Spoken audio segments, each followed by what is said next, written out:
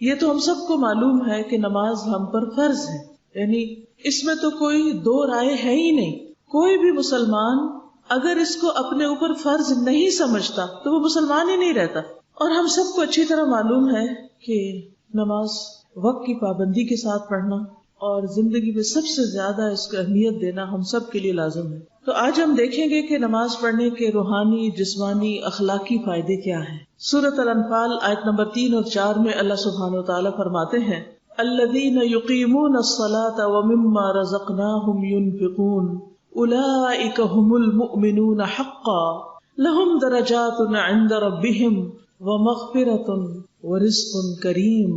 وہ لوگ جو نماز قائم کرتے ہیں اور اس میں سے جو ہم نے انہیں دیا ہے خرچ کرتے ہیں، یہی لوگ سچے مومن ہیں. اللہ سبحانہ وتعالی کے نزدیک سچے مومن کون ہیں؟ جو نماز قائم کرتے ہیں اور جو اللہ کا دیا ہوا رزق اللہ کی مخلوق پر خرچ کرتے ہیں. ان لوگوں کو کیا ملے گا؟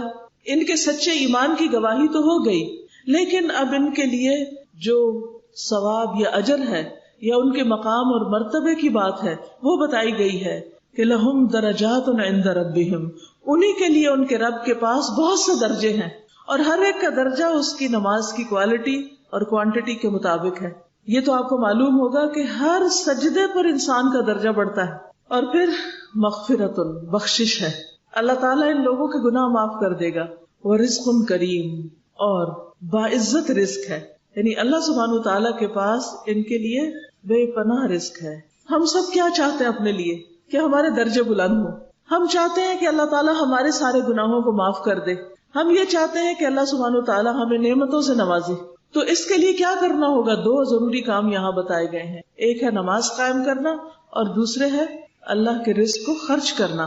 نماز کا سب سے بڑا فائدہ یہ ہے کہ یہ اللہ تعالیٰ کی یاد کا ایک ذریعہ ہے، کمپلسری یاد. ویسے تو ہم سارا دن اللہ تعالیٰ کا ذکر کرتے رہتے ہیں، تسبیح پڑھتے ہیں، ذکر کرتے ہیں، لیکن خاص طور پر اس موقع پر جب ہم سب دنیا کے کام کاج چھوڑ کر نماز کے لیے جاتے ہیں تو خصوصاً اللہ کو یاد کرتے ہیں.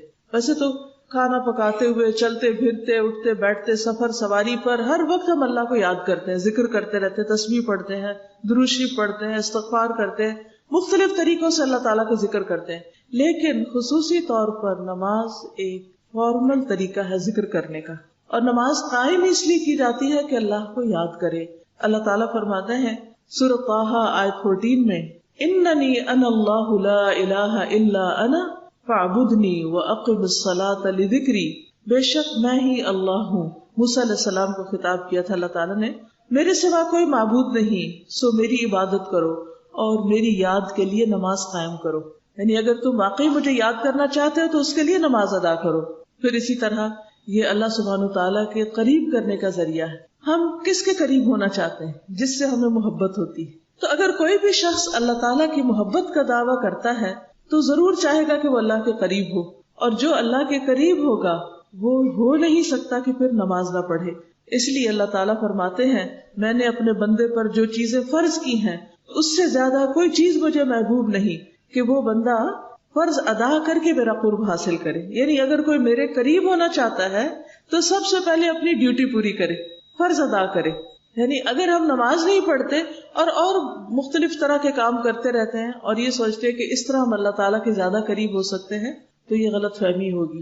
سب سے پہلے تو ڈیوٹی پوری کرنی ہوگی. مثلا اگر آپ اپنے گھر میں اپنے سرونٹ کو، ملازم کو کچھ کام کرنے کے لیے کہہ کے آتے ہیں، وہ کام تو نہیں کرتا لیکن اپنی مرضی سے اور بہت سے کام کر کے رکھتا ہے. جب آپ واپس جاتے ہیں تو آپ خوش ہوں گے یا ناراض ہوں گے؟ آپ ناراض ہوں گے. کیوں؟ اس لیے کہ یہ تو میں نے آج کرنے کو نہیں کہا تھا، میں نے تو آج تمہیں یہ اور یہ کام بتائے تھے، مجھے تو یہ کام چاہیے. مثلاً اگر آپ نے اس کو کہا ہو کہ کھانا بناؤ، صفائی شام کو کر لیں گے، جب آپ واپس گھر جاتے ہیں گھر تو خوب صاف ستھرا چمک رہا ہے، کھانا وانا کوئی نہیں، اب آپ کو لگی ہے بھوک، تو آپ صفائی دیکھ کے خوش ہو جائیں گے؟ آپ کی بھوک مٹ جائے گی؟ نہیں. تو جس کو جس وقت جو کام کرنے کے لیے کہا گیا ہے اگر وہ اس وقت وہ کام نہیں کرتا تو اس کے بڑے بڑے کارنامے بیکار ہوتے ہیں. تو ہمیں یہ دیکھنا چاہیے کہ اللہ تعالیٰ کس وقت میں ہم سے کیا چاہتے ہیں. صبح کے وقت میں ہم سے کیا چاہتے ہیں، ظہر کے وقت ہم سے کیا چاہتے ہیں، عصر کے وقت کیا چاہتے ہیں، مغرب کے وقت، عشاء کے وقت کیا چاہتے ہیں. اگر ہم ان اوقات میں نماز پڑھنے کی بجائے کچھ اور کرنے لگ جائیں تو خواہ کتنا بھی بڑا نیکی کا کام کر رہے ہوں اس کا وہ درجہ اور وہ قبولیت ہے ہی نہیں جو فرض ادا کرنے سے اللہ تعالیٰ کا قرب آپ کو نصیب ہوگا. اس سے ہمیں ویسے بھی اپنی ٹائم مینجمنٹ بھی کرنی آتی ہے کہ انسان اپنی پرائرٹیز کو دیکھے کہ سب سے پہلے اسے کون سا کام کرنا چاہیے، اہم ترین کیا ہے اس کی زندگی میں، اور اس کے بعد سیکنڈری کیا ہے، پھر اس کے بعد کیا ہے. پھر اسی طرح آپ دیکھیے کہ جو شخص نماز قائم کرتا ہے اسے اللہ کا ساتھ مل جاتا ہے، یعنی اللہ تعالیٰ کی مدد اس کے شامل حال ہو جاتی. قرآن مجید میں اللہ تعالیٰ فرماتے ہیں وَلَقَدْ أَخَذَ اللَّهُ مِيثَاقَ بَنِي إِسْرَائِيلَ وَبَعَثْنَا مِنْهُمُ 12 نَقِيبًا وَقَالَ اللَّهُ إِنِّي مَعَكُمْ لَئِنْ أَقَمْتُمُ الصَّلَاةَ وَآتَيْتُمُ الزَّكَاةَ وَآمَنْتُمْ بِرُسُلِي وَعَزَّرْتُمُوهُمْ وَأَقْرَضْتُمُ اللَّهَ قَرْضًا حَسَنًا لَأُكَفِّرَنَّ عَنْكُمْ سَيِّئَاتِكُمْ وَلَأُدْخِلَنَّكُمْ جَنَّاتٍ تَجْرِي مِنْ تَحْتِهَا الْأَنْهَارُ فَمَنْ كَفَرَ بَعْدَ ذَلِكَ مِنْكُمْ فَقَدْ ضَلَّ سَوَاءَ السَّبِيلِ. اور بلا شبہ یقیناً اللہ نے بنی اسرائیل سے پکا وعدہ لیا اور ہم نے ان میں 12 سردار یا نقیب ذمہ دار مقرر کیے، اور اللہ تعالیٰ نے فرمایا بے شک میں تمہارے ساتھ ہوں، بے شک میں تمہارے ساتھ ہوں اگر تم نے نماز قائم کی اور زکوٰۃ ادا کی اور میرے رسولوں پر ایمان لائے اور انہیں قوت دی یعنی ان کی مدد کی، اور اللہ کو قرض دیا، اچھا قرض یعنی اللہ کے دین کی خدمت میں مال خرچ کیا، تو یقیناً میں تمہارے گناہ ضرور دور کر دوں گا، تمہاری غلطیوں کو معاف کر دوں گا اگر تم یہ کام کرتے رہے، اور یقیناً تمہیں ایسے باغوں میں داخل کروں گا جن کے نیچے نہریں بہتی ہیں. پھر جس نے اس کے بعد تم میں سے کفر کیا وہ یقیناً سیدھے رستے سے بھٹک گیا. تو گویا ان میں سے کسی ایک چیز کا بھی انکار پھر اللہ سبحانہ وتعالیٰ کی سخت ناشکری ہے. پھر اسی طرح جو شخص نماز ادا کرتا ہے وہ اللہ کے ذمے میں ہوتا ہے، وہ اللہ کی حفاظت میں ہوتا ہے. رسول اللہ صلی اللہ علیہ وسلم نے فرمایا جس نے صبح کی نماز پڑھی وہ اللہ کے ذمے میں ہے، بس اللہ تم سے اپنی حفاظت کے بارے میں کسی چیز کا مطالبہ نہ کرے، اس لیے کہ جس سے وہ یہ مطالبہ کرے گا یقیناً اسے اپنی پکڑ میں لے کر منہ کے بل جہنم میں پھینک دے گا. تو اس لیے جو شخص نماز پڑھتا ہے وہ اللہ کی حفاظت میں ہوتا ہے. مثلاً آپ ایک شخص نے صبح فجر کی نماز پڑھی اور ظہر ہونے سے پہلے اس کا انتقال ہو گیا تو اس نے اپنا آخری فرض پورا کر لیا، وہ اللہ کی حفاظت میں دنیا سے گیا. لیکن جس نے نماز ادا نہیں کی، فجر کے وقت سوتا رہ گیا اور خدا نہ خاصہ اسی دن اس کا دنیا سے جانے کا وقت آ گیا، تو وہ اللہ کو کیا منہ دکھائے گا کہ وہ کس نافرمانی کے ساتھ آ رہا ہے. پھر جو شخص نماز پڑھتا ہے اللہ تعالیٰ اس سے خوش ہو جاتا ہے. نبی صلی اللہ علیہ وسلم نے فرمایا جو مسلمان مرد نماز اور ذکر کے لیے مسجدوں میں پابندی سے حاضر ہوتا ہے اللہ تعالیٰ اس سے ایسے خوش ہوتے ہیں جس طرح مسافر کے گھر والے اس کے گھر واپس آنے پر خوش ہوتے ہیں. یعنی اگر کوئی شخص دور دراز کا سفر کر کے سوچیں کوئی آپ کا باہر سے آ رہا ہو، امریکہ سے، لندن سے، تو آپ کا اس دن حال کیا ہوتا ہے؟ وہ بھی کوئی بہت پیارا، آپ کے ماں باپ ہوں یا آپ کے بچے ہوں یا بہن بھائی ہوں، تو آپ سارا دن، بلکہ جب سے پتا چلتا ہے کہ وہ آ رہے ہیں آپ کے دل کے اندر ایک عجیب خوشی ہو جاتی، اور پھر جب وہ پہنچ جاتے ہیں تو آپ کی خوشی کی کوئی انتہا نہیں رہتی. تو اسی طرح جو لوگ باقاعدگی سے مسجدوں میں حاضر ہوتے رہتے ہیں اللہ تعالیٰ ان کے مسجد آنے پر اس قدر خوش ہوتے ہیں. لیکن کتنے ہی لوگ ہیں جن کے پاس یہ موقع ہوتا ہے کہ مسجد میں حاضر ہوں، اللہ تعالیٰ کو خوش کریں، لیکن وہ اس کی پرواہ نہیں کرتے کیونکہ ان کو پتہ ہی نہیں کہ وہ کتنا بڑا اپنا نقصان کر رہے ہیں. پھر اسی طرح جو نماز پڑھتا ہے وہ فرشتوں کی دعائیں بھی پاتا ہے. یعنی ہم ہر ایک سے کہتے ہیں میرے لیے دعا کرو، میرے لیے دعا کرو، لیکن جو شخص نماز پابندی سے پڑھتا ہے تو فرشتے بھی اس کے لیے دعا کرتے ہیں. رسول اللہ صلی اللہ علیہ وسلم نے فرمایا جب کوئی شخص نماز کے بعد اپنی جائے نماز پر بیٹھا رہتا ہے تو فرشتے اس پر درود پڑھتے رہتے ہیں، فرشتے اس پر درود پڑھتے رہتے ہیں. اور فرشتوں کا درود کیا ہے؟ یہ فرشتوں کی صلات کیا ہے؟ اللہم اغفر لہ، اللہم ارحمہ، اے اللہ اس کو معاف کر دے، اے اللہ اس پر رحم فرما. یعنی بعض لوگوں کا حال کیا کہ ادھر سلام پھیرتے ہیں اور چھٹ اسی وقت اٹھ کے بھاگ نکلتے ہیں، نہ آیت الکرسی پڑھتے ہیں، نہ تسبیحات پڑھتے ہیں، نہ کوئی ذکر اذکار کرتے ہیں، نہ کوئی دعا مانگتے. بس ایسے لگتا ہے کہ جیسے انہوں نے کوئی بوجھ سر سے اتارا اور اس وقت اٹھ کے پھر چل پڑے، اور دنیا میں ادھر ادھر گپ شپ، لوگوں سے باتیں اور اپنے دل پسند مشغلے وہ شروع کر دیتے ہیں. وہ فون اٹھا لیا، ٹیلی ویژن کھول لیا، کچھ اور کرنے لگ گئے، اور کتنا سنہری موقع اپنے ہاتھ سے وہ جانے دیتے ہیں. اگر آپ کسی کو پیسے دے کے بھی بٹھائے نا کہ آپ بیٹھ جاؤ اور میرے لیے دعائیں کرتے رہو، تو بھی لوگ پتہ نہیں کس دل سے کریں گے.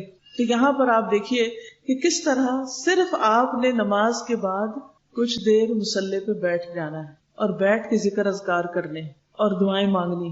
جتنی دیر بھی آپ بیٹھے رہیں اتنی دیر فرشتے دعائیں کرتے رہیں گے. اسی طرح اگر وہ بیٹھ کر اگلی نماز کا انتظار کرتا رہے تو فرشتے اس پر بھی صلاۃ پڑھتے ہیں اور ان کی صلاۃ یہی ہے اللہم اغفر لہ اللہم ارحمہ، اے اللہ اسے معاف کر دے، اے اللہ اس پر رحم فرما. کیا ہم سب کو معافی اور رحم کی ضرورت ہے؟ سب کو ہے. کس کس کو؟ سب کو. الحمدللہ ہم سب کو ہے. تو اس کا طریقہ کیا ہے فرشتوں کی دعائیں لینے کا؟ کہ نماز کے بعد اطمینان سے تھوڑی دیر بیٹھ جائیں. اللہ یہ کہ کوئی بہت مجبوری ہو تو آپ کو اٹھ کے بھاگنا پڑے، کبھی سفر ہوتا ہے، کبھی جلدی ہوتی ہے، کبھی کوئی دروازہ ناک کر رہا ہوتا ہے، کسی کو بھوک لگی ہے، کھانا مانگ رہا ہوتا ہے. لیکن اس کی بھی تھوڑی سی اگر انسان پلاننگ کر رہے نا کہ ذرا سا پہلے شروع کر دے تاکہ بعد میں تھوڑی سی کم از کم تسبیحات فاطمہ جو ہے 33 دفعہ سبحان اللہ، 33 بار الحمدللہ، 34 بار اللہ اکبر پڑھ کے تو دعا مانگ لے. تو اتنا کر سکے تو اتنا بھی کر لے. اتنی دیر خود بھی ہم دعا مانگ رہے، فرشتے بھی مانگ رہے. پھر اسی طرح اللہ سبحانہ وتعالیٰ ایسے بندوں پر رحم فرماتے ہیں. سورۃ النور 56 میں اللہ تعالیٰ فرماتے ہیں وَأَقِيمُوا الصَّلَاةَ وَآتُوا الزَّكَاةَ وَأَطِيعُوا الرَّسُولَ لَعَلَّكُمْ تُرْحَمُونَ. اور نماز قائم کرو اور زکوٰۃ ادا کرو اور رسول کا حکم مانو تاکہ تم رحم کیے جاؤ. یعنی ہم میں سے کوئی بیمار ہوتا ہے، کسی کا کوئی کام اٹکا ہوا ہوتا ہے، کسی کو کوئی اور پریشانی ہوتی ہے، وہ کیا چاہتا ہے کہ میری پریشانیاں دور ہو، یا اللہ تو مجھ پہ رحم فرما، کہتے ہیں نا. تو اس کا حل کیا ہے کہ نمازیں پڑھیں، فرض کے علاوہ نوافل ادا کریں. سورۃ التوبہ 71 میں اللہ تعالیٰ فرماتے ہیں والمؤمنون والمؤمنات والمؤمنون والمؤمنات بعضهم اولیاء بعض یأمرون بالمعروف وینہون عن المنکر ویقیمون الصلاة ویؤتون الزکاة ویطیعون اللہ ورسولہ اولئک سیرحمہم اللہ ان اللہ عزیز حکیم. اور مومن مرد اور مومن عورتیں ان کے بعض کے دوست ہیں، یعنی آپس میں ان کے اندر بہت پیار محبت ہے. مومن عورتوں میں بھی اور مومن مردوں میں بھی آپس میں بہت اچھی انڈرسٹینڈنگ ہے. یعنی وہ ایک دوسرے کے لیے مہربان اور شفیق ہیں. وہ نیکی کا حکم دیتے ہیں اور برائی سے منع کرتے ہیں اور نماز قائم کرتے ہیں اور زکوٰۃ دیتے ہیں اور اللہ اور اس کے رسول کا حکم مانتے ہیں. یہی لوگ ہیں جن پر اللہ ضرور رحم کرے گا. یہ اللہ کا وعدہ ہے. اولئک سیرحمہم اللہ ان اللہ عزیز حکیم. بے شک اللہ سب پر غالب اور کمال حکمت والا ہے. پھر اسی طرح نبی صلی اللہ علیہ وسلم نے فرمایا جب تم میں سے کوئی آدمی نماز کے لیے کھڑا ہوتا ہے تو اللہ تعالیٰ کی رحمت اس کی طرف متوجہ ہو جاتی، وہ اس کی طرف آنے لگتی. یعنی آپ ادھر سے اللہ اکبر کہتے ہیں اور ادھر سے اللہ سبحانہ وتعالیٰ کی رحمت آپ کی طرف آنے لگتی، آپ اللہ کی خاص رحمت میں آ جاتے ہیں. اسی لیے نبی صلی اللہ علیہ وسلم اور دیگر انبیاء جب ان پر کوئی پریشانی آتی، کوئی مشکل آتی تو فوراً نماز کی طرف جاتے. پھر اسی طرح گناہوں کی بخشش کا ذریعہ کس طرح ہے؟ نبی صلی اللہ علیہ وسلم نے فرمایا جب بندہ کوئی بھی گناہ کر بیٹھے، ہم سب انسان، ہم سے غلطیاں ہو جاتی، اگر کوئی غلطی ہو جائے چھوٹی ہو یا بڑی ہو، پھر اچھی طرح وضو کر کے کھڑے ہو کر 2 رکعت نماز پڑھے، پھر اللہ سے معافی مانگے تو اللہ تعالیٰ اس کو بخش دیتا ہے. یعنی نماز گناہوں کو جلانے والی، گناہوں کو دھونے والی ہے. پھر آپ نے یہ آیت پڑھی والذین اذا فعلوا فاحشۃ او ظلموا انفسهم ذکروا اللہ، کہ وہ لوگ جب ان سے کوئی بے حیائی کا کام ہو جاتا ہے یا اپنی جانوں پر کوئی ظلم کر بیٹھتے ہیں تو فوراً اللہ کو یاد کرنے لگتے ہیں. تو یہ اللہ کی یاد جو ہے یہ ان کے لیے اللہ کی رحمت لانے کا ذریعہ بن جاتی ہے اور گناہوں کی معافی کا ذریعہ. حمران بن ابان کہتے ہیں کہ ایک مرتبہ ہم عثمان رضی اللہ تعالیٰ عنہ کے پاس تھے، انہوں نے پانی منگوا کر وضو کیا. جب وضو سے فارغ ہوئے تو مسکرانے لگے اور فرمایا کیا تم جانتے ہو کہ میں کیوں مسکرا رہا ہوں، میں کیوں خوش ہو رہا ہوں؟ پھر انہوں نے یاد کیا کہ ایک مرتبہ رسول اللہ صلی اللہ علیہ وسلم نے بھی اسی طرح وضو کیا تھا جیسے میں نے کیا، پھر آپ بھی مسکرائے تھے جیسے میں مسکرایا. یعنی مجھے وہ وقت یاد آ گیا ہے. تو اس سے پتہ چلتا ہے کہ صحابہ کرام نے صرف حدیثوں کو لفظاً نہیں روایت کیا بلکہ عملی طور پر روایت کیا. اور پھر آپ نے فرمایا، یعنی حضور صلی اللہ علیہ وسلم نے، کیا تم جانتے ہو کہ میں کیوں مسکرا رہا ہوں؟ ہم نے عرض کیا اللہ اور اس کا رسول ہی بہتر جانتے ہیں کہ آپ اس وقت کیوں مسکرا رہے ہیں. آپ نے فرمایا جب بندہ وضو کرتا ہے اور کامل وضو کر کے نماز شروع کرتا ہے اور کامل نماز پڑھتا ہے، یعنی پوری طرح رکوع سجدہ ہر چیز ادا کرتا ہے، تو اپنی نماز سے اس طرح نکلتا ہے جیسے کہ ماں کے پیٹ سے گناہوں سے پاک نکلا تھا. یعنی اچھی طرح وضو کرے کہ کوئی حصہ خشک نہ رہے، سارے اعضاء دھوئے جو دھونے چاہیے، صحیح طرح مسح کرے اور پھر اس کے بعد نماز پوری پڑھے تو وہ ایک طرح سے سارے اپنے گناہ جھاڑ کے آ جاتا ہے، انسانوں کا بوجھ ہلکا ہو جاتا ہے۔ رسول اللہ صلی اللہ علیہ وسلم نے فرمایا، جب مسلمان بندہ اللہ کی رضا حاصل کرنے کے لیے نماز پڑھتا ہے تو اس کے گناہ اسی طرح جھڑ جاتے ہیں جس طرح درخت کے پتے جھڑتے ہیں، سوکھے درخت کے پتے جیسے ایک ایک کر کے گرتے چلے جاتے ہیں۔ رسول اللہ صلی اللہ علیہ وسلم نے یہ بھی فرمایا کہ بندہ جب نماز کے لیے کھڑا ہوتا ہے تو اس کے سارے گناہ لا کر اس کے کندھے پہ رکھ دیے جاتے ہیں، یعنی کھڑے ہوئے یہاں رکھ دیے گئے، جب وہ رکوع کرتا ہے تو وہ نیچے گر جاتے ہیں، سجدہ کرتا ہے تو وہ اس سے جھڑ جاتے ہیں، تو اس طرح وہ اس بوجھ سے آزاد ہو جاتا ہے۔ پھر وہ مشہور حدیث بھی آپ کو یاد ہوگی کہ حضور صلی اللہ علیہ وسلم نے یہ فرمایا تھا کہ اگر کسی شخص کے دروازے پر نہر جاری ہو، یہ آپ کے بھی دروازے پہ نہر ہے یہاں، اور وہ روزانہ اس میں 5 مرتبہ نہائے، آپ تو شاید ایک بار بھی نہیں اس میں ڈبکی لگائے ہوں گے، تو فرمایا کہ تمہارا کیا گمان ہے، تمہارا کیا خیال ہے کہ کیا اس کے بدن پر میل کا کچھ بھی حصہ باقی رہے گا؟ آپ یوں سمجھے کہ دن میں 5 دفعہ آپ شاور کرنے جاتے ہیں، یعنی پورا نہاتے ہیں جا کے، ایک دفعہ بھی نہا لے تو ایسے احساس ہوتا ہے صاف ہے۔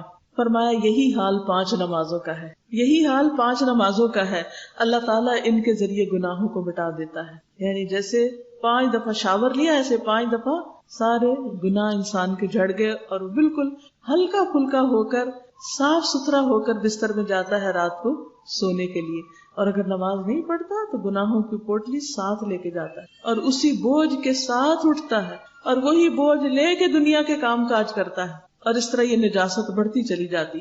قرآن مجید سورۃ ہود 114 میں اللہ تعالیٰ فرماتے ہیں وَأَقِمِ الصَّلَاةَ طَرَفَيِ النَّهَارِ وَزُلَفًا مِّنَ اللَّيْلِ إِنَّ الْحَسَنَاتِ يُذْهِبْنَ السَّيِّئَاتِ ذَلِكَ ذِكْرَىٰ لِلذَّاكِرِينَ، اور دن کے دونوں سروں پر اور کچھ رات گزرنے پر نماز قائم کرو، یعنی فجر، مغرب، عشاء، بلا شبہ نیکیاں برائیوں کو دور کر دیتی ہیں۔ ان الحسنات یذہبن السیئات، یہ ایک یاد دہانی ہے ان لوگوں کے لیے جو اللہ کو یاد رکھنے والے ہیں، یعنی جو لوگ اللہ سے محبت کرتے ہیں، اللہ کو یاد کرتے ہیں، انہیں چاہیے کہ ان نمازوں کی پابندی کریں، کیونکہ برائیاں کرتے ہی رہتے ہیں تو ان کو ساتھ ساتھ صاف کر دینا چاہیے۔ جیسے آپ ہر روز گھر صاف کرتے ہیں، ہر روز کرتے ہیں نا، کسی طرح آپ یہ تو نہیں کہتے کہ آج تو صفائی کی ضرورت ہی نہیں، جو سلیقہ مند خواتین ہوتی وہ ایک دن بھی نہیں جانے دیتی۔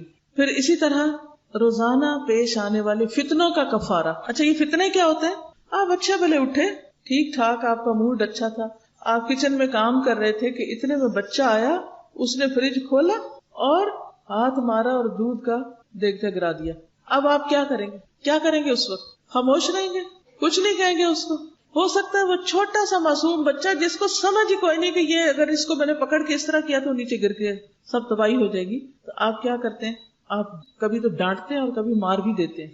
نماز کے لیے تو آپ 10 سال تک نہیں مار سکتے، تو دودھ گرنے پر کتنا نقصان ہو جاتا ہے کہ آپ مارنا شروع کر دیتے ہیں بچوں۔ کئی مائیں بڑی ظالم ہوتی، چھوٹی چھوٹی بات پر بچوں کی چمڑی ادھیڑ دیتی، غصہ کسی اور پہ ہوتا ہے نکالتی بچوں پر۔ یہ ظلم میں آتا ہے، ظلم، اس کی اجازت نہیں ہے۔ یہ نہیں کہ وہ ہمارے بچے ہیں تو ہم اب کلی اختیار ہے، وہ اللہ کے مخلوق ہے، اللہ کے بندے ہیں، ان پر اگر ظلم زیادتی کی تو دیکھنی پڑے گی۔ اب یہ جو ہم نے ظلم کر لیا، اب کیا کریں؟ پھر اس کے بعد کبھی ایسا ہوتا ہے کہ آپ کام کر رہے ہوتے ہیں، کوئی کھانا بنا رہے ہیں، میاں نے آ کے کہا جلدی کرو جلدی کرو، آپ کو غصہ آ جاتا ہے، آپ 2 باتیں سنا دیتے ہیں اور زیادتی کر جاتے ہیں، اب بعد میں آپ کا غصہ ٹھنڈا ہوتا ہے تو آپ کو شرمندگی ہوتی ہے کہ میں نہ ہی بولتی تو اچھا تھا۔ اتنے میں تھوڑی دیر میں گھر کا دروازہ کھٹکتا کوئی مہمان آ جاتے ہیں، تو آپ اندر جا کے کہتے ہیں لوگ پھر آ گئے ہیں وہ آج۔ اب یہ آپ کو نہیں کہنا چاہیے تھا لیکن آپ نے کہہ دیا۔ پھر اسی طرح ہمسایوں کے بچے نے کوئی چیز پھینکی اپنے گھر سے، وہ آ کے توڑا اس نے آپ کے گھر میں کچھ، تو یہ جتنی بھی چیزیں چھوٹی موٹی دن میں سارا دن ہوتی ہیں نا، اور ہم سے غلطیاں ہو جاتی ہیں، بد اخلاقی پہ اتر آتے ہیں، زیادتی پہ اتر آتے ہیں، تو ان فتنوں کا یا ان آزمائشوں کا جو کفارہ ہے، اس کے لیے بھی نماز اور صدقہ بہت مجرب۔ یہ نماز اور صدقہ انسان کے وہ فتنہ جو اس کی بیوی، اولاد اور پڑوسی پہ ہوتا ہے، اس کے لیے کفارہ بن جاتا ہے۔ نماز، صدقہ اور اچھی بات، اس سے یہ گناہ مٹ جاتے ہیں۔ پھر اسی طرح دنیا اور آخرت دونوں میں نور حاصل کرنے کا ذریعہ ہے۔ حدیث میں آتا ہے الصلاۃ نور، نماز روشنی ہے، نور ہے۔ ایک اور جگہ پر فرمایا فرض اور نفل نماز نور ہے، یہ دل میں نور ہے، چہرے میں نور ہے، قبر میں نور ہے، حشر میں نور ہے، کہیں اندھیرا نہیں ہوگا۔ یعنی اگر چاہتے ہیں کہ قبر میں روشنی ہو تو وہاں واپڈا کی لائن نہیں لگے گی، وہاں نماز ہی ساتھ جائے گی تو روشنی ہوگی۔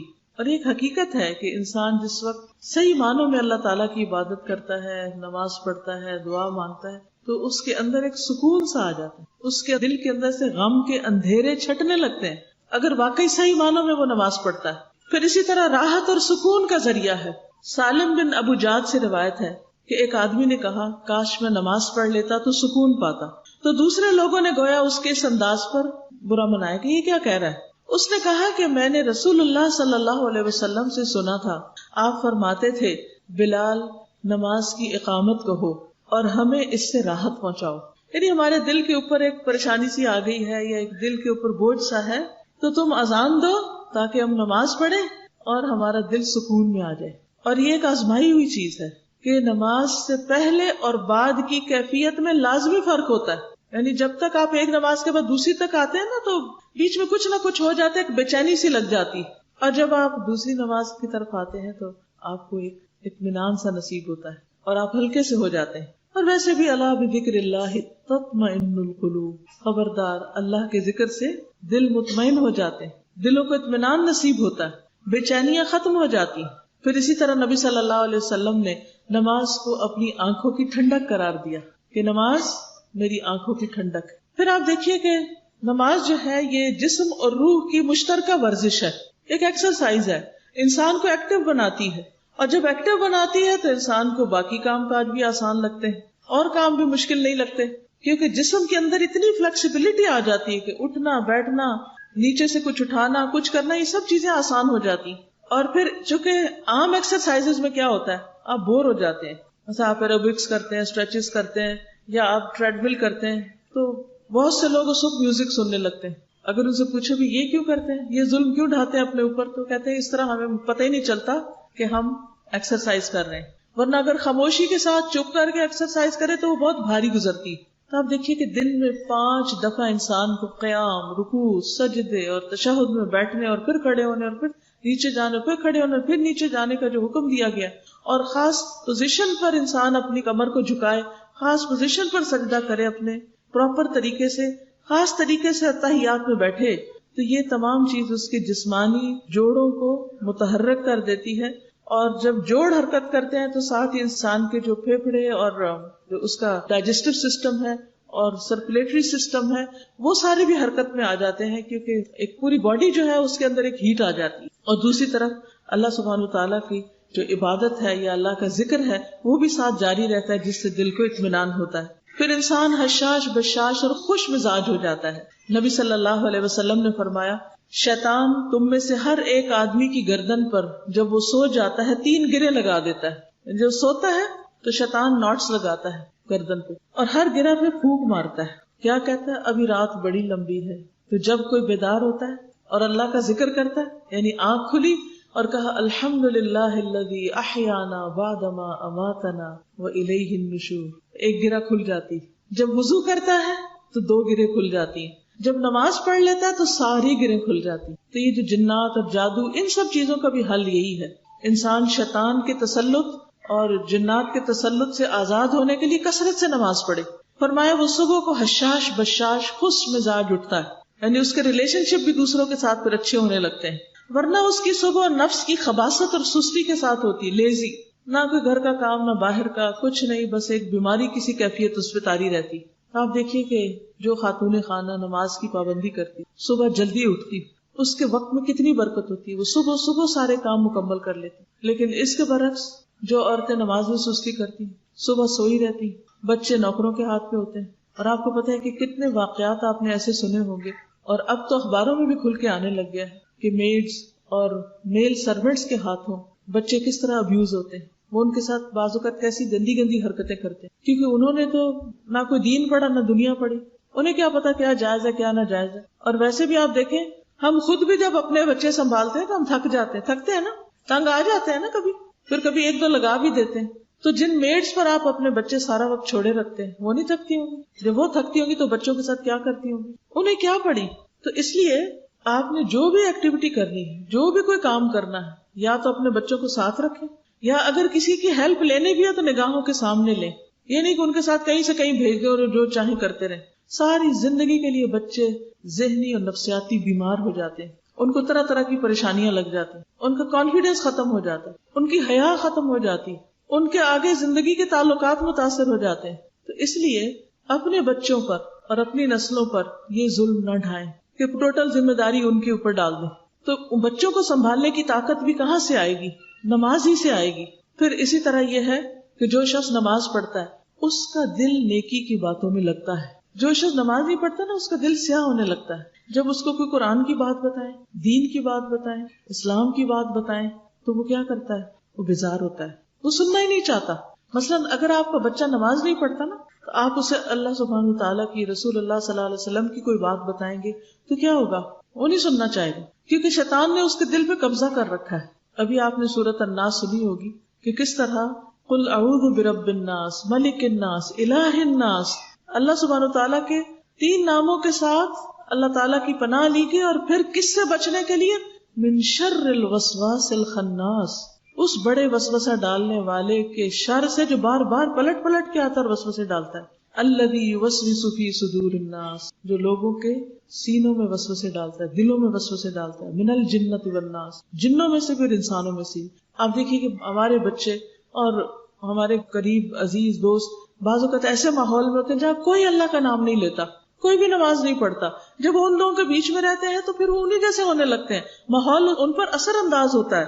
اور پھر جب ان سے کہا جاتا ہے کہ آؤ دین کی طرف، آؤ قرآن پڑھو، تو ان کا دل نہیں لگتا، ان کو مزہ ہی نہیں آتا، ان کو اس میں کوئی انٹرسٹ نہیں ہوتا. تو آپ نے کبھی سوچا کہ اس کی روٹ کاز کیا ہے؟ اس کی وجہ کیا ہے؟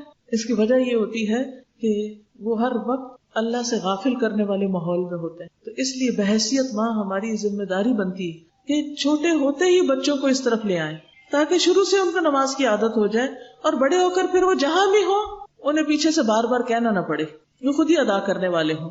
پھر آپ دیکھیے کہ ہمارے بچے جب یونیورسٹیز میں، کالجز میں، مختلف اداروں میں جاتے ہیں تو ہمیں بڑی فکر ہوتی ہے کہ یہ کہیں کسی غلط کمپنی میں، کسی ڈرگز میں نہ پڑ جائیں، یا کہیں لڑکیوں میں نہ انوالو ہو جائیں، یا کسی بے حیائی فحاشی کے کام میں نہ چلے جائیں.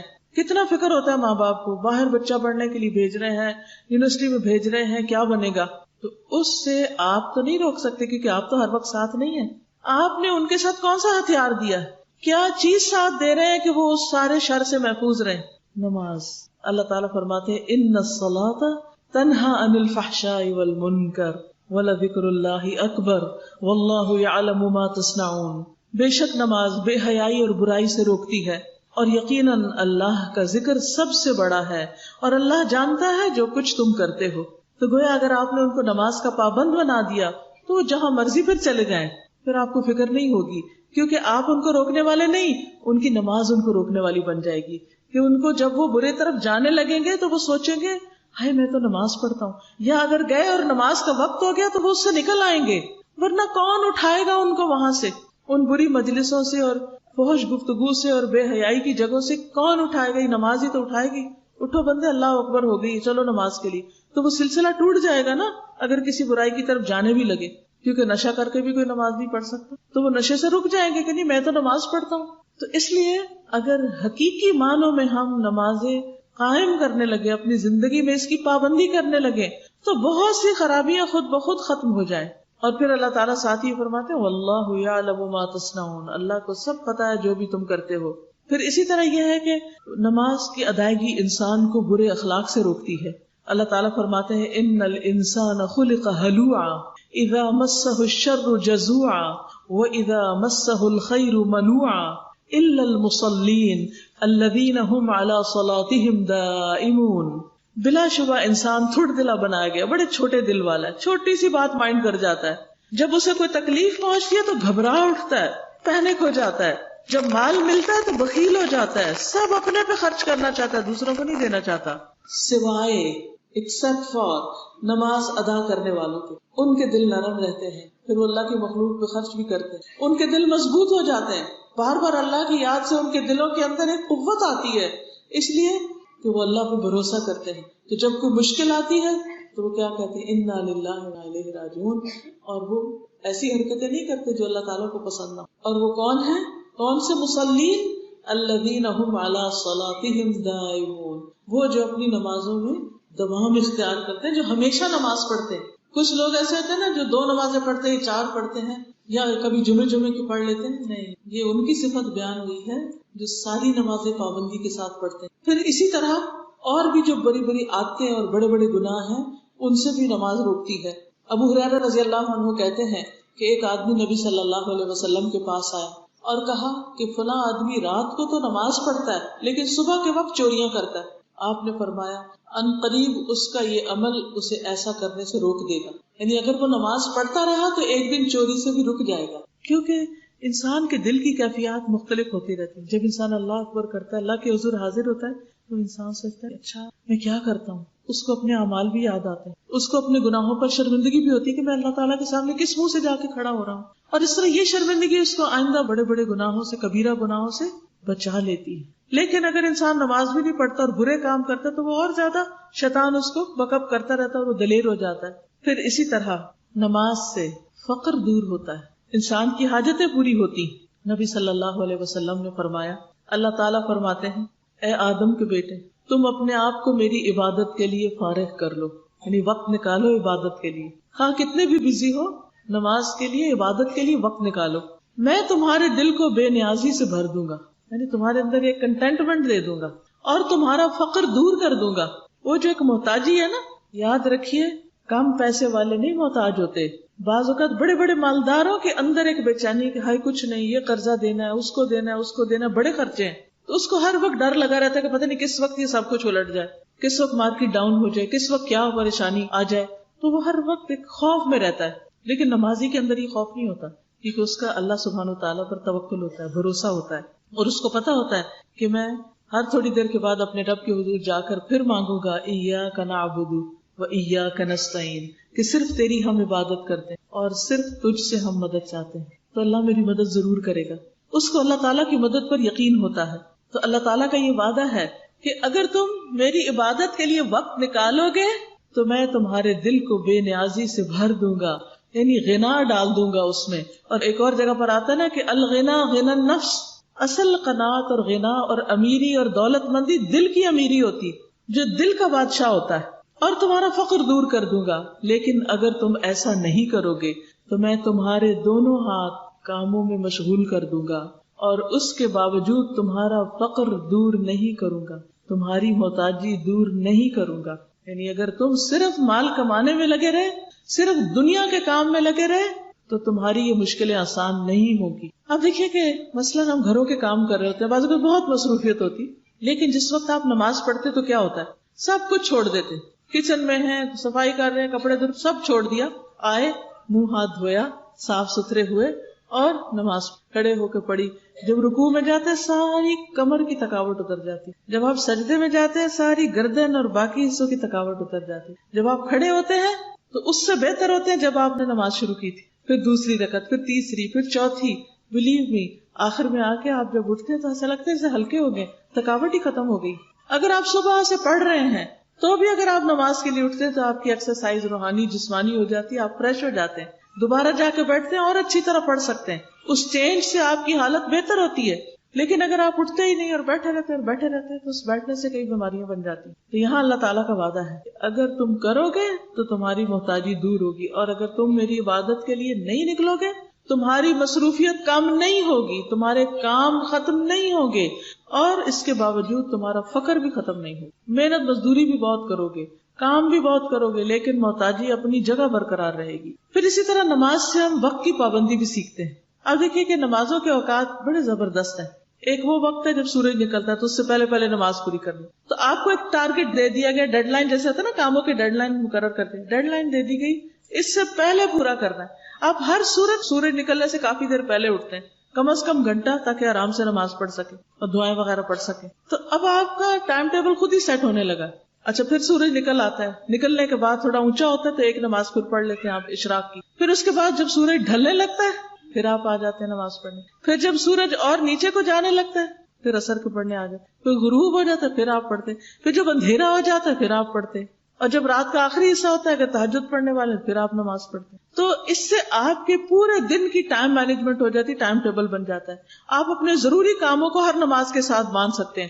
فجر پڑھ کے میں نے یہ کرنا ہے، ظہر کے ساتھ یہ کرنا ہے، عصر کے بعد یہ کرنا ہے، مغرب کے بعد یہ کرنا ہے، عشاء کے بعد سو جانا ہے۔ تو ہر مسلمان کا ٹائم ٹیبل اللہ تعالیٰ نے بنا دیا ہے، اور پھر جس نماز کے ساتھ جو آپ کام باندھ لیتے ہیں، چاہے کوئی پڑھائی ہے، گھر کا کام ہے، یا کچھ اور ہے، تو آپ کے پاس فارغ وقت بھی پھر نکل آتا ہے، آپ آرام بھی کر پاتے ہیں. تو اس لیے وقت کی پابندی انسان کو نمازوں سے ہی آتی. پھر اسی طرح ایک اور آیت میں آتا ہے اقم الصلاۃ لدلوک الشمس الی غسق اللیل وقرآن الفجر ان قرآن الفجر کان مشہودا. نماز قائم کرو سورج ڈھلنے سے رات کے اندھیرے تک، اور فجر کا قرآن پڑھو، بے شک فجر کا قرآن ہمیشہ سے حاضر ہونے کا وقت رہا ہے. یہ فرشتوں کی حاضری ہوتی ہے اس وقت. حضرت عبداللہ بن عمر سے روایت ہے کہ اللہ کے نبی صلی اللہ علیہ وسلم نے فرمایا، جب تم فجر کی نماز پڑھ چکو تو اس کا وقت باقی ہے جب تک سورج کا اوپر کا کنارہ نہ نکلے. پھر جب تم ظہر کی نماز پڑھ چکو تو اس کا وقت عصر کی نماز تک، اور جب تم عصر پڑھ چکو تو اس کا وقت سورج کے زرد ہونے تک. جب مغرب پڑھ چکو تو اس کا وقت شفق کے غروب ہونے تک، اور جب تم عشاء کی نماز پڑھ چکو تو اس کا وقت آدھی رات تک ہوتا ہے. کل کسی نے پوچھا تھا عشاء کا وقت کب تک ہوتا ہے، تو کئی لوگ کہتے ہیں نا فجر کی نماز سے پہلے تک. نہیں، آدھی رات تک. جیسے 12 بجے عام طور پہ ہمارے یہاں آدھی رات کہلاتی ہے، تو آپ اندازہ کر سکتے کہ سورج کب غروب ہوا کب نکلا، تو اس کے ٹوٹل گھنٹے کر کے آدھا کر لیں آپ. اس کے بعد اگر آپ پڑھتے ہیں تو پھر نماز قضا ہو جاتی ہے. تو اللہ تعالیٰ سے توبہ کرنی چاہیے اگر پہلے ہم ایسی غلطیاں کرتے ہیں. بعض لوگ بیٹھے ٹی وی دیکھتے رہتے ہیں، فلمیں دیکھتے رہتے ہیں، 1 بجتا ہے تو اٹھ کے عشاء پڑھ رہے ہوتے ہیں، وہ نماز کا وقت قضا ہو چکا ہوتا ہے. تو اس لیے وقت پر نماز پڑھنا ضروری ہے. یعنی فجر کب تک؟ جب تک سورج نہیں نکلتا، اس کے اندر اندر نماز ہو جاتی، اور باقی بھی اسی طرح جو اوقات ہے نماز. اب یہ تو چند ایک دنیا کے فائدے تھے. اب نماز پڑھنے کے اور فائدے بھی ہیں، اور وہ آخرت کے فائدے ہیں جو ہمارا ہمیشہ ہمیشہ کا ٹھکانہ ہے. نماز پڑھنے والے اللہ تعالیٰ کے ساتھ ایک کامیاب تجارت کر رہے ہیں، بہت بڑا بزنس کر رہے ہیں، جس کا پروفٹ ان کو آخرت میں جا کے ملے گا. اللہ تعالیٰ فرماتے ہیں ان الذین یتلون کتاب اللہ، بے شک وہ لوگ جو اللہ کی کتاب کی تلاوت کرتے ہیں، وَأَقَامُوا الصَّلَاةَ، اور نماز قائم کرتے ہیں، وَأَنفَقُوا مِمَّا رَزَقْنَاهُمْ سِرًّا وَعَلَانِيَةً، اور جو رزق ہم نے انہیں دیا ہے اس میں سے کھلے چھپے خرچ کرتے ہیں، دکھا کے بھی چھپا کے بھی دیتے رہتے ہیں. یرجون تجارتا لن تبور، وہ ایسی تجارت کی امید رکھتے ہیں جو کبھی بھی برباد نہ ہوگی. ایسا بزنس ہے جس کا ڈاؤن فال ہے ہی نہیں، ایسی تجارت، ایسا کاروبار کہ جس میں صرف نفع ہے، جس کے آخر میں صرف پروفٹ ہی پروفٹ ہے. دنیا میں کوئی آپ کو گارنٹی نہیں دیتا، کوئی دے ہی نہیں سکتا کہ یہ بزنس تم کرو تو ضرور تم کو فائدہ ہوگا. فائدہ بھی ہو سکتا، نقصان بھی ہو سکتا. پھر اسی طرح انسان کو کامیابی سے ہمکنار کرنے والی ہے نماز. فرمایا قد افلح المؤمنون الذین هم فی صلاتهم خاشعون، یقیناً کامیاب ہو گئے مومن جو اپنی نمازوں میں خشوع کرنے والے ہیں، یعنی پوری توجہ کے ساتھ نماز ادا کرتے ہیں. پھر اسی طرح ہر قسم کے خوف اور غم سے نجات ہوگی ان لوگوں کو قیامت کے دن جو نمازیں ادا کرتے ہیں. فرمایا ان الذین آمنوا وعملوا الصالحات واقاموا الصلاة وآتوا الزکاة لهم اجرهم عند ربهم ولا خوف علیہم ولا هم يحزنون، بے شک وہ لوگ جو ایمان لائے اور انہوں نے نیک عمل کیے اور نماز قائم کی اور زکوٰۃ ادا کی، ان کے لیے ان کا اجر ان کے رب کے پاس ہے، اور ان پر نہ کوئی خوف ہوگا نہ کوئی غم. سوچئے اگر آپ کسی ایسی جگہ پر ہو کہ جہاں آپ کو کوئی ڈر نہیں کسی چیز کا، نہ کسی انسان کا، نہ جن کا، نہ اندھیرے کا، نہ کسی سانپ کا، نہ بچھو کا، نہ گرمی کا، نہ سردی کا، نہ بھوک کا، نہ پیاس کا، کسی چیز کا کوئی خوف نہیں، اور کسی چیز کا کوئی غم بھی نہیں، کوئی دل میں دکھ ہے ہی نہیں، سب بھول گئے کیونکہ ایسی خوشی ملی کہ کچھ باقی نہیں رہا دل میں. تو یہ خوشیاں کس کے لیے ہوں گی؟ وہ جو نمازوں کی پابندی کرتے ہیں اور وہ جو زکوٰۃ کی ادائیگی کرتے ہیں. لیکن اگر یہ کام نہ کیے تو خواہ دنیا کو آپ محل بنا لیں، دنیا میں آپ کے محلات ہوں، پیلسز ہوں، تب بھی یہ محلات آپ کو آخرت میں اس خوف اور غم سے نجات نہیں دے سکتے اگر اللہ کا حق ادا نہ کیا.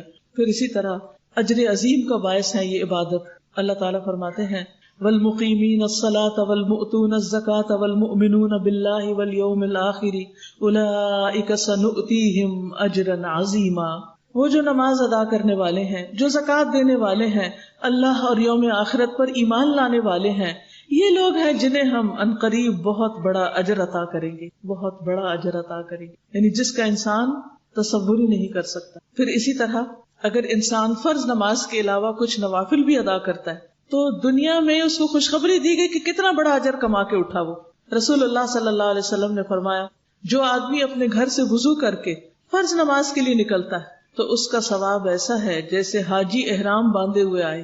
اور جو شخص چاشت کی نماز کے لیے نکلے اور اس مشقت یا اٹھ کھڑے ہونے کی غرض صرف یہی نماز ہو، ایسا آدمی کا ثواب عمرہ ادا کرنے والے کی طرح ہے. یعنی اگر کوئی شخص بیٹھے اپنا کام کر رہا ہے، مثلاً آپ لکھ رہے ہیں، پڑھ رہے ہیں یا کوئی اور کام کر رہے ہیں، کتنے میں چاشت کا وقت ہو جاتا ہے، ابھی آپ کا یہ کام ہے لیکن آپ وہ ادھر ہی چھوڑ دیتے ہیں اور آپ آ کے 2 نفل پڑھ لیتے ہیں. ایسا جیسے عمرہ کر کے آئے کہ اس کو صرف ان 2 رکعتوں نے اٹھایا اور کوئی مقصد نہیں تھا. کیونکہ دنیا کے کام چھوڑ کے، دنیا کی رونقیں چھوڑ کے اللہ کے ذکر کے لیے مصلی بچھا لینا یہ آسان نہیں ہوتا. لیکن جس کے لیے اللہ آسان کر دے آسان ہے، اور اس کے لیے اجر عظیم ہے. ان عبادتوں کو معمولی نہ سمجھیں، اس سے بڑے بڑے فرق پڑ جائیں گے لوگوں کے درمیان آخرت میں بھی. ایسے لوگوں کے اجر ضائع بھی نہیں ہوں گے، کیونکہ ہم سوچتے ہیں پتہ نہیں ہم نے جو کیا ہے اس کا کوئی ثواب ہوگا کہ نہیں، پتہ نہیں کچھ ملے گا نہیں، کیا ہوگا کیا نہیں. اللہ تعالیٰ فرماتے ہیں والذین یمسکون بالکتاب واقاموا الصلاۃ انا لا نضیع اجر المصلحین. جو لوگ کتاب کو مضبوطی سے پکڑتے ہیں، یعنی قرآن پڑھتے ہیں، تلاوت کرتے ہیں، ترجمہ سیکھتے ہیں، اس کو یاد کرتے ہیں، اس میں غور و فکر کرتے ہیں، اس کو تھامے رکھتے ہیں، یعنی قرآن سے ان کی محبت ہے اور اس کو واقعی اس پہ محنت کر رہے ہیں، اور وہ نماز قائم کرتے ہیں، یقیناً ہم اصلاح کرنے والوں کا اجر ضائع نہیں کرتے. ایسے لوگوں کا اجر ثواب سب محفوظ ہو رہا ہے، قیامت کے دن جائیں گے اور اپنی کمائی کو وہاں پائیں گے. پھر درجوں کی بلندی کا ذریعہ کیسے ہے؟ مخارق کہتے ہیں ایک مرتبہ ہم لوگ حج کے ارادے سے نکلے. جب ہم مقام ربضہ میں پہنچے تو میں نے اپنے ساتھیوں سے کہا کہ تم آگے چلو، اور میں خود پیچھے رہ گیا. تو میں ابو ذر رضی اللہ تعالیٰ عنہ کی خدمت میں حاضر ہوا اور وہ نماز پڑھ رہے تھے. میں نے ان کو طویل قیام اور کثرت سے رکوع سجدے کرتے ہوئے دیکھا. میں نے ان سے اس چیز کا تذکرہ کیا کہ آپ اتنی نماز کیوں پڑھ رہے ہیں؟ انہوں نے کہا میں اپنی طرف سے بہتر میں کوئی کمی نہیں کرتا. جو میں نے رسول اللہ صلی اللہ علیہ وسلم کو یہ فرماتے ہوئے سنا ہے، جو شخص ایک رکوع یا ایک سجدہ کرتا ہے اس کا ایک درجہ بلند کیا جاتا ہے، ایک گناہ معاف کر دیا جاتا ہے. تو اس لیے صرف فرض نمازوں پر ہی اکتفا نہ کیا کریں، بلکہ نوافل سے بھی اپنے درجات کی بلندی کا اہتمام کریں. پھر اسی طرح جو شخص 40 دن تک جماعت سے نماز پڑھتا ہے اور تکبیر اولیٰ کے ساتھ پڑھتا ہے، اس کے لیے 2 آزادیاں لکھ دی جاتی، ایک جہنم سے آزادی، دوسری منافقت سے آزادی. یعنی جو شخص 40 دن تک مسجد میں اس طرح نماز پڑھتا ہے کہ پہلی تکبیر اس کی نہیں فوت ہوتی، ساتھ ہی امام کے اللہ اکبر کر لیتا ہے، تو اس کو سرٹیفکیٹ مل جاتا ہے کہ یہ منافق نہیں اور اس کو جہنم میں نہیں جانا. یہ وہی حاصل کر سکتا ہے، یہ اتنا آسان نہیں ہے سرٹیفکیٹ حاصل کرنا، جس میں ٹائم کی پابندی اور پورا اہتمام کرنا ہوگا، کیونکہ کہیں نہ کہیں کچھ نہ کچھ اس میں لیٹ ہو ہی جاتا ہے. پھر آپ دیکھیے کہ نماز قبر میں بندے کی حفاظت کرے گی. کس کس کو قبر میں جانے سے ڈر لگتا ہے؟ واقعی ڈرنے کی چیز. آج ہم کہیں گئے ہوئے تھے تو وہاں کچھ قبریں دیکھی ہم نے، تو ہم نے درس میں آنا تھا، ہم لوگ آ گئے، تو میں سوچ رہی تھی کہ وہ لوگ تو وہیں رہ گئے، وہ تو نہیں اٹھ کے آ سکے، وہ تو اس مجلس میں نہیں بیٹھ سکے. کیا ان کا دل نہیں چاہتا ہوگا کہ ہم بھی کوئی نیکیاں کما لیں؟ لیکن وہ وہاں سے نہیں اٹھ سکے. میں ایک ایک قبر کو دیکھ رہی تھی کہ اس کے اوپر وہ بڑی بڑی وہ سلیں بھی لگی ہوئی ہیں اور مٹی اتنی ساری پڑی ہے، اور اس کے اندر پتہ نہیں ان کا حال کیا ہو رہا ہے اس وقت. وہ باہر آنا بھی چاہے تو آ نہیں سکتے، اب اندر کوئی جا بھی نہیں سکتا، نہ کوئی پنکھا لے کے، نہ کوئی بستر لے کے، نہ کوئی کھانا لے کے، کچھ بھی نہیں. لیکن آج میرے پاس آزادی ہے کہ میں اس جگہ کو چھوڑ کے، اس قبرستان کو چھوڑ کے یہاں آ کے بیٹھ گئی. تو اس پر کتنا شکر ادا کرے اللہ کا. تو آپ دیکھیے کہ جب بندے کو قبر میں دفنایا جاتا ہے، قبر میں رکھ دیا جاتا ہے اور مٹی ڈال دی جاتی ہے، تو وہ دفنانے والوں کے جوتوں کی آواز سنتا ہے. یعنی وہ واپس ٹھک ٹھک ٹھک ٹھک ٹھک جا رہے ہوتے ہیں نا، تو اس کو اندر آواز آ رہی ہوتی. اگر وہ مومن ہوتا ہے تو اس کی نماز اس کے سرانے کی طرف آ جاتی ہے، اس کو بچانے کے لیے فوراً نمازیں آ جاتی ہیں. روزہ اس کے دائیں طرف آ جاتا ہے، زکوٰۃ بائیں طرف آ جاتی ہے، صدقہ اور دیگر نیکیاں جو اچھے کام ہوتے ہیں وہ پاؤں کی طرف آ جاتے ہیں. تو اگر کوئی چیز اس کے سر کی طرف سے آنے لگے تو نماز کہتی ہے میری طرف سے آنے کا کوئی راستہ نہیں، تو وہ چیز دائیں طرف سے آنے چاہتی ہے. روزے کہتے ہیں میری طرف سے نہیں آ سکتے، پھر وہ اس کے بائیں طرف سے آنا چاہتی ہے وہ چیز، کوئی تکلیف دینے والی، کوئی اس کو پریشان کرنے والی. تو زکوٰۃ کہتی ہے کہ نہیں ادھر سے نہیں، یہ رستہ بند ہے، پھر وہ اس کے پاؤں کی طرف سے آنا چاہتی ہے. تو دیگر نیک اعمال، صدقہ اور نیکیاں اور لوگوں سے اچھا سلوک، وہ کہتا ہے میری طرف سے بھی آنے کا کوئی راستہ نہیں. اس طرح وہ میت پوری طرح حفاظت میں ہوتی. لیکن اگر نماز ہی نہیں ہوئی تو کوئی اپنی پڑھ کے ہمیں اندر بھیجے گا؟ کوئی نہیں پڑھتا. کوئی اپنی نہیں پڑھتے لوگ، ہمارے لیے کون پڑھے گا؟ پڑھے بھی تو فائدہ کوئی نہیں، کوئی کسی کی نماز نہیں پڑھ سکتا. یہ رکھا ہی نہیں اللہ تعالیٰ نے. ہر ایک کو اپنی پڑھنی ہے، چاہے بیمار ہو، پریشان ہو، غریب ہو، امیر ہو، دکھی ہو، غمگین ہو، خوش ہو، شادی کا دن ہے یا کسی کی فوتگی کا دن ہے، ہر دن نماز پڑھنی ہے. تو بہنوں، جب نماز میں سستی ہونے لگے، جب پڑھنے کو دل نہ چاہے، تو امیجن کیا کرے کہ میں اس قبرستان میں پڑی ہوں اور میرے سر کی طرف سے کوئی چیز آ رہی ہے اور مجھے ڈر لگ رہا ہے، تو میں نے وہ نماز وہاں کھڑی کرنی. تو اس کے لیے مجھے خود اس وقت نماز قائم کر لینی چاہیے، نماز کے لیے کھڑا ہو جانا چاہیے. پھر اسی طرح قیامت کے دن اندھیرا ہوگا اور ہر ایک کا نور اس کا اپنا اپنا ہی ہوگا، کوئی کسی کی لائٹ پہ نہیں جا سکے گا. تو ابو ہریرہ سے روایت ہے کہ رسول اللہ صلی اللہ علیہ وسلم نے فرمایا، جو لوگ اندھیرے میں مسجد کی طرف جاتے ہیں، اللہ تعالیٰ ان کے لیے قیامت کے دن چمکدار نور کے ساتھ روشنی کرے گا. ایک اور حدیث میں فرمایا، اندھیرے میں مسجد جانے والوں کو قیامت کے دن مکمل نور کی خوشخبری دے دو. پھر ایسے لوگوں کے جسم سجدے اور وضو کے اعضاء کی چمک سے روشن ہو جائے گا. پھر اسی طرح قیامت کے دن برہان اور نجات کا ذریعہ بنے گی، یعنی جو نماز کی حفاظت کرے گا تو نماز قیامت کے دن اس کے لیے روشنی، دلیل اور نجات کا سبب بن جائے گی اور اس کے لیے جنت کی خوشخبری ہے. اور نماز کو ضائع نہ کرنے والے سے جنت کا وعدہ ہے. رسول اللہ صلی اللہ علیہ وسلم نے فرمایا، اللہ نے اپنے بندوں پر 5 نمازیں فرض کر دی ہیں، جو شخص انہیں اس طرح ادا کرے کہ ان میں سے کسی چیز کو ضائع نہ کرے اور نہ ان کا حق معمولی سمجھے، تو اللہ تبارک و تعالیٰ کا وعدہ ہے کہ اسے جنت میں داخل کرے گا. اور جو انہیں اس طرح ادا نہ کرے تو اللہ تعالیٰ کا اس سے کوئی وعدہ نہیں، چاہے تو سزا دے، چاہے تو اس کو معاف کر دے. پھر جنت میں مہمانی کا سبب بنے گی نماز. رسول اللہ صلی اللہ علیہ وسلم نے فرمایا، جو شخص مسجد میں صبح شام حاضری دیتا ہے، اللہ تعالیٰ جنت میں اس کی مہمانی کرے گا، وہ صبح اور شام جب بھی مسجد میں جائے. پھر نمازوں کی وجہ سے جنت میں پہلے داخلہ مل جائے گا، پرائرٹی بیسس پر. ابو ہریرہ کہتے ہیں کہ قبیلہ قزاع کے ایک خاندان بلی کے 2 شخص نبی صلی اللہ علیہ وسلم پر ایمان لائے ایک ہی دن. ان میں سے ایک تو جہاد کرتے ہوئے شہید ہو گیا، دوسرا 1 سال اور زندہ رہا اور پھر وہ بھی فوت ہو گیا. طلحہ بن عبید اللہ کہتے ہیں کہ میں نے خواب میں دیکھا کہ وہ شخص جس کا 1 سال کے بعد انتقال ہوا تھا، وہ شہید سے پہلے جنت میں جا رہا ہے. تو مجھے بڑی حیرانی ہوئی. صبح میں نے رسول اللہ صلی اللہ علیہ وسلم کو یہ خواب سنایا یا کسی اور نے بھی بتایا، تو میں رسول اللہ صلی اللہ علیہ وسلم کے پاس گیا تو آپ نے فرمایا، کیا اس نے اس کے بعد رمضان کے روزے نہیں رکھے تھے اور سال بھر میں 6000 اور اتنی رکعتیں نہیں پڑھی تھی؟ یعنی پہلا جو شہید ہو گیا اس کی نمازیں کم تھیں، اور یہ جو بعد میں فوت ہوا ہے یہ 6000 رکعتیں زیادہ پڑھ کے فوت ہوا ہے. تو یہ 6000 رکعتیں اس کو جنت میں پہلے لے جا رہی ہیں. تو ایسا نہیں کہ نمازیں پڑھنا جو ہے وہ کوئی معمولی سی چیز ہے. پھر ایسے لوگوں کے لیے جنت میں بالا خانے ہیں جن کا اندر باہر سے اور باہر اندر سے نظر آئے، یعنی کرسٹل کلیئر، انتہائی چمکدار. ایک دیہاتی نے پوچھا یہ کس کے لیے ہے؟ فرمایا اس کے لیے جو اچھی بات کرے، کھانا کھلائے، اور جب رات میں لوگ سو رہے ہوں تو وہ اللہ کے لیے نماز پڑھے. پھر یہ نماز آگ سے بچانے والی ہے. پھر اسی طرح سجدے کے نشان پر آگ حرام ہے، یعنی جب انسان نماز پڑھتا ہے تو پیشانی پہ اس کے نشان پڑ جاتا ہے، ہاتھوں پہ گٹے پڑ جاتے ہیں، پاؤں پہ لوگوں کے نشان پڑ جاتے ہیں، تو ان جگہوں پر آگ نہیں لگے گی. اور جو لوگ اور برائیوں میں ملوث ہو نماز کے ساتھ، تو وہ ان برائیوں کی وجہ سے اگر جہنم میں گئے بھی تو ان نشانوں کے اوپر آگ نہیں ہوگی، اور ان کے پہچان کی وجہ سے ان کو نکال لیا جائے گا کہ یہ نماز پڑھنے والے لوگ تھے. تو انشاءاللہ تعالیٰ اب ہم نماز کے بعد نماز نہ پڑھنے کے نقصان کے بارے میں کچھ بات کریں گے. قرآن مجید میں اللہ تعالیٰ فرماتے ہیں وَأَقِيمُوا الصَّلَاةَ وَلَا تَكُونُوا مِنَ الْمُشْرِكِينَ، اور نماز قائم کرو اور شرک کرنے والوں میں سے نہ ہو جاؤ. یعنی جو اللہ کے ساتھ شرک کرتے ہیں